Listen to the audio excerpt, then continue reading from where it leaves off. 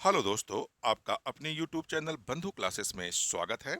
उत्तर प्रदेश दैनिक समसामयिकी 7 मई 2024 से बनने वाले अति महत्वपूर्ण करंट अफेयर्स के प्रश्नों को हम लोग देखेंगे, जो आने वाले सभी प्रतियोगी परीक्षाओं के लिए होंगे अति महत्वपूर्ण।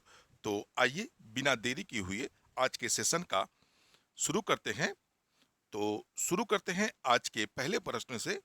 हाल ही में किस राज्य ने भारत का पहला खगोल पर्यटन अभियान नक्षत्र सभा लॉन्च किया है? आंध्र प्रदेश, गुजरात, उत्तराखंड या सिक्किम? तो भारत का यह पहला खगोल पर्यटन अभियान होगा जिसका नाम रखा गया है नक्षत्रशाला। और यह किस राज्य सरकार के द्वारा लॉन्च किया गया है? तो यह उत्तराखंड राज्य सरकार के द्वारा क्या किया गया है? लॉन्च किया गया है। तो इस लिहाज से ये काफी महत्वपूर्ण होता है क्योंकि भारत में ये पहली बार हो रहा है कि किसी सरकार के द्वारा जो है भारत खगोल पर्यटन अभियान की शुरुआत की गई है। तो आइए इससे रिलेटेड कुछ और महत्वपूर्ण फैक्ट देखते हैं। उत्तराखंड पर्यटक विकास बोर्ड और खगोल पर्यटन कंपनी स्टारसर स्केप्स ने मिलकर भारत का पहला खगोल पर्यटन अभियान नक्षत्र सभा शुरू किया है। इस अभियान का मुख्य उद्देश्य भारत और विदेश के लोगों को एक सर्व समावेशी खगोल पर्यटन अनुभव प्रदान करना है। इस पहल में विभिन्न शांतिदायक गतिविधियां शामिल हैं जिनका अनुभव अधिक आबादी वाले शहरों में नहीं किया जा सकता, जिसमें सितारों को देखना, तारा दर्शन, एस्ट्रोग्राफी प्रतियोगिता विशेष और अवलोकन सितारों के नीचे शिविर लगाना आदि क्या किया गया है? शामिल किया गया है। खगोल विज्ञान के शौकीनों और यात्रियों के को उत्तराखंड राज्य की प्राकृतिक सुंदरता का आनंद लेने के लिए साथों साथ ब्रह्मांड के आश्चर्यों को देखने और जानने का क्या मिलेगा? इनको इसके माध्यम से मौका भी मिलेगा। तो आइए अगला प्रश्न देखते हैं। अगला प्रश्न है, हाल ही में किसे green Oscar Whitley gold award 2024 से सम्मानित किया गया है? अनिल कोहली, भारती भदौरिया, पूर्णिमा देवी बर्मन या प्रभात कुमार? तो 2024 का green Oscar Whitley gold award है, इस बार किसे सम्मानित किया गया है? तो पूर्णिमा देवी बर्मन को। यानी आपका राइट आंसर क्या बन जाएगा? सी वाला आपका राइट आंसर बन जाएगा। आइए इससे रिलेटेड कुछ और महत्वपूर्ण फैक्ट देखते हैं। असम की वन जीव जीव विज्ञानी डॉक्टर पूर्णिमा देवी बर्मन को लुप्तप्राय पक्षी ग्रेटर एडजुटेंट स्टार्स, जिसे असमिया भाषा में हरगिला कहा जाता है, के संरक्षण और उसके आर्द्र भूमि आवास के संरक्षण के प्रयास के लिए प्रतिष्ठित व्हिटली गोल्ड अवार्ड से सम्मानित किया गया है। यह सम्मान, जिसे अक्सर ग्रीन ऑस्कर के रूप में जाना जाता है, यानी जो अक्सर जिसे जो है ग्रीन ऑस्कर पुरस्कार के रूप में जाना जाता है। तो हिटली गोल्ड अवार्ड के बारे में कुछ फैक्ट देख लेते हैं। जो हिटली गोल्ड अवार्ड वैश्विक जैव विविधता और जलवायु संकटों के स्थानीय समाधान खोजने के लिए स्थानीय समुदायों को एकजुट करने और उनके प्रयासों के लिए विकासशील देशों के जमीनी स्तर के संरक्षण नेताओं को यह अवार्ड प्रदान किया जाता है। खासतौर पर यह वैश्विक जैव विविधता और जलवायु संकट को जो संरक्षण प्रदान करता है, जो स्थानीय हो और विकासशील देश का निवासी हो, ऐसे ही लोगों को यह अवार्ड क्या किया जाता है? प्रदान किया जाता है। आइए अगला प्रश्न देखते हैं।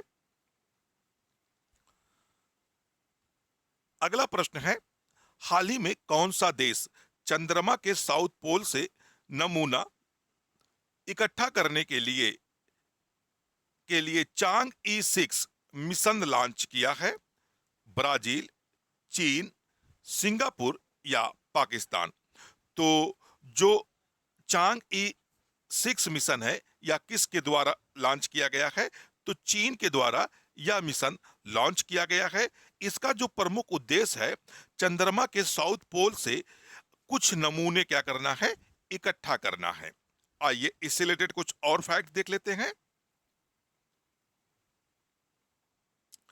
चीन ने अपने नए चंद्र मिशन चांग ई 6 को सफलतापूर्वक लॉन्च कर दिया है। चीन के इस चंद्र मिशन का लक्ष्य चंद्रमा के सुदूर सुदूर क्षेत्र करीबन 2 किलोमीटर नमूने 2 किलोग्राम नमूने इकट्ठा करना है। इसके लिए चीनी अंतरिक्ष एजेंसी चोंग ई 6 रोबोटिक लूनर एक्सप्लोरेशन मिशन को बेनचोंग अंतरिक्ष परीक्षण केंद्र से शुक्रवार की सुबह 5:37 पर, यानी 5:37 पर क्या किया गया? सफलतापूर्वक लॉन्च किया गया। चीन का चांग ई 6 मिशन 53 दिन तक चल सकता है। इस दौरान चीन का रोबोट विश्लेषण के लिए चंद्रमा के अंधेरे वाले 2 किलो चंद्र नमूने क्या करेगा? इकट्ठा करेगा।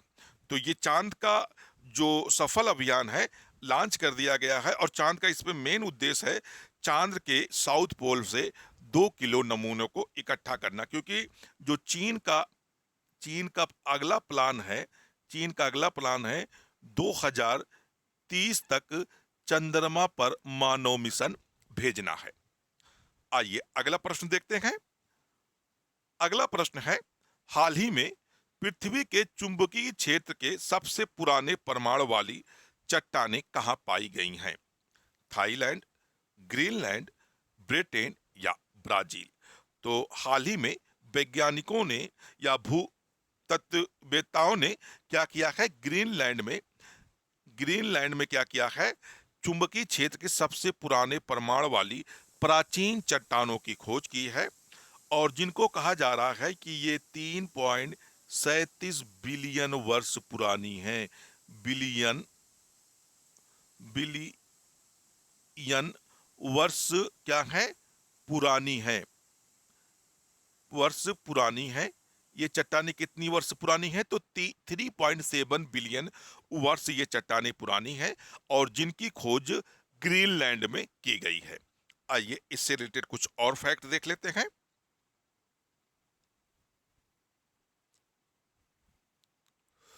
भूवैज्ञानिकों ने दक्षिण पश्चिम ग्रीनलैंड के इसूआ सुपर क्रास्टल बेल्ट में लगभग 3.7 अरब वर्ष पुरानी प्राचीन चट्टानों की खोज की है, जिसमें पृथ्वी के प्रारंभिक चुंबकीय क्षेत्र के सबसे पुराने अवशेष मौजूद हैं। तो कितने वर्ष पुरानी है? 3.5 अरब वर्ष ये चट्टानें पुरानी है। चट्टानें कम से कम 15 माइक्रो टेस्ला की शक्ति वाले चुंबकीय क्षेत्र के रूप में बरकरार हैं, जो आज पृथ्वी के चुंबकीय क्षेत्र लगभग 30 माइक्रो टेस्ला के परिणाम के समान है। अगला प्रश्न देखते हैं। दोस्तों कुछ और फैक्ट देखते हैं। पिछले अध्ययनों से पता चलता है कि पृथ्वी चुंबकीय क्षेत्र कम से कम 3.5 अरब वर्ष पुराना है, लेकिन अध्ययन इसके जीवन काल को 2 वर्ष क्या कर देता है? बढ़ा देता है। यानी इससे पहले ये था कि 3.5 अरब वर्ष पुरानी ये जो चुंबकीय क्षेत्र है, लेकिन अभी जो नई खोज की गई है वह 3.7 अरब वर्ष पुरानी बताई जा रही है। लेड अनुपात विश्लेषण के लिए यूरेनियम का उपयोग करते हुए शोधकर्ताओं ने अनुमान लगाया है कि चट्टानों में कुछ चुंबकीय खनिज लगभग 3.5 वर्ष पुराने थे। आइए अगला प्रश्न देखते हैं। अगला प्रश्न है, हाल ही में अमेरिका एक्सप्रेस ने दुनिया में अपना सबसे बड़ा परिसर खोला है। पेरिस में, बीजिंग में, गुरुग्राम में या बंगलौर में? तो अमेरिका एक्सप्रेस ने हाल ही में जो अपना सबसे बड़ा परिषद खोला है वह कहाँ खोला है? तो हरियाणा के गुरुग्राम में यह परिषद खोला गया है, जो अमेरिकन एक्सप्रेस का दुनिया में सबसे बड़ा परिषद होगा। आइए इससे रिलेटेड कुछ फैक्ट और देखते हैं।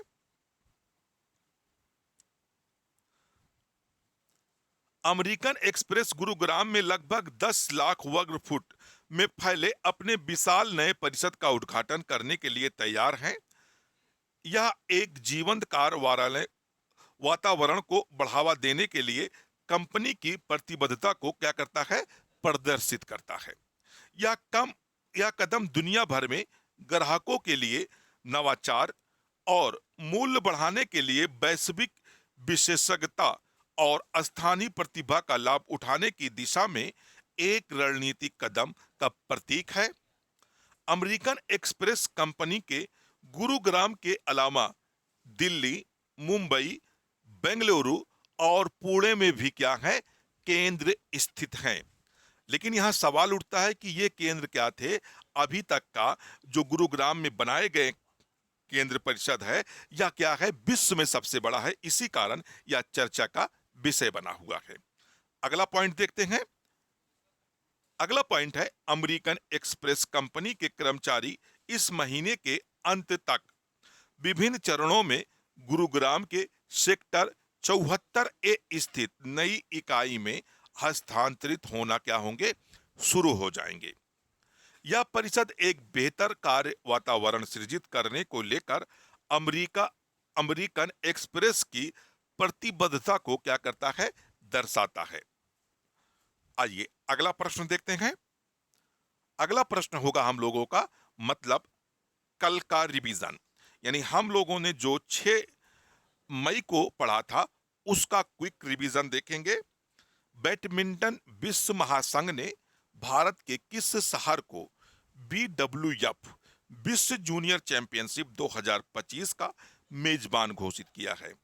तो इस बार बैडमिंटन विश्व महासंघ ने गुवाहाटी, यानी असम का जो एक शहर है, क्या है, असम का एक शहर है गुवाहाटी।